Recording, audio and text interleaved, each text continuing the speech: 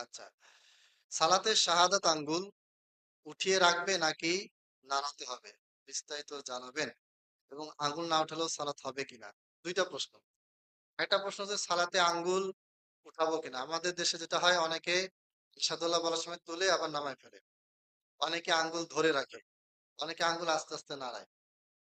তো এই ৩ টার ভিতরে হাদিসে আবু দাউদে স্পষ্টভাবে বলা আছে ওয়াকানা আ ইয়াদউ ওয়া ইউহাররিকু বিহা। নবী সাল্লাল্লাহু কি করতেন?